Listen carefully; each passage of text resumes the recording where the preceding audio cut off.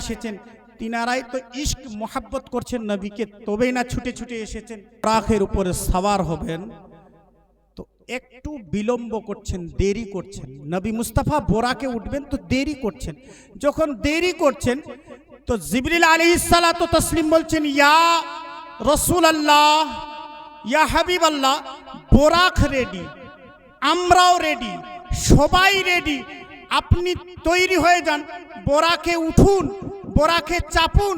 হে মুসলমান, নাজ করুন নিজের নবী মুস্তাফার উপরে, নাজ করুন সেই নবীর উপরে। নবী মুস্তাফা বলছেন, জিবরিল ওই দিনের কথা চিন্তা করেছো? দিনের কথা বলে ওই দিনের কথা যেই দিন পুলসেরাতের দিন হবে, কিয়ামতের দিন হবে। পুলসেরাত 50,000 বছরের রাস্তা হবে।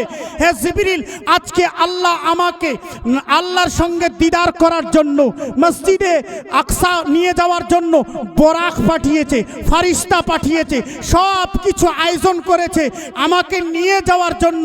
আমি তো যাব জিবরিল, কিন্তু আমার চিন্তা হচ্ছে সেই দিনের জন্য যেই দিন আমার গুনাহগার উম্মত পুলসেরাত কি করে পার হবে, পুলসেরাত কি করে পার হবে।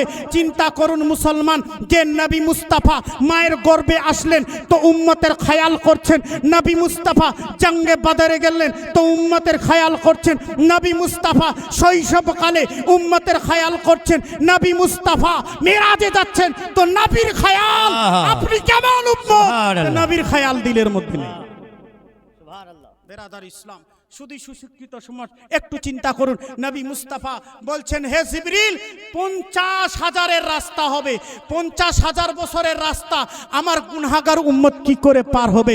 জিবরিল বলছে, ইয়া রাসূলুল্লাহ, ইয়া হাবিবাল্লাহ, চিন্তা করবেন না, আমি আমার পারগুলোকে পুলসেরাতে বিছিয়ে দিব, আপনার উম্মতি পারের উপরে, আমার ডানার উপরে ভর করে পার হবে। আল্লাহ ওই দিক থেকে আওয়াজ দিচ্ছেন, হে আমার হাবিব, আপনি চিন্তা করবেন না, আপনি টেনশন নেবেন না, আপনার উম্মতিকে আমি এমন ভাবে পার করব, পুলসেরাত পার হবে, তোমার উম্মত বুঝতে পারবে না, তোমার উম্মতি বুঝতে পারবে না। জিবরিল পার বিছাবে, পারও বুঝতে পারবে না। এই জন্য তো সরকারে আলা হযরত আজিমুল বরকত মুজাদ্দিদ দ্বীন ও মিল্লাত ইরশাদ করেন, ইরশাদ করেন, পুল সে উতারু রাহা গুজর কো খবর না হো, পুল সে উতারু রাহা গুজর কো খবর না হো। জিবরিল पर बिछाए तो पर को खबर। नारे तकबीर, नारे सलात, अल कुरान आलो।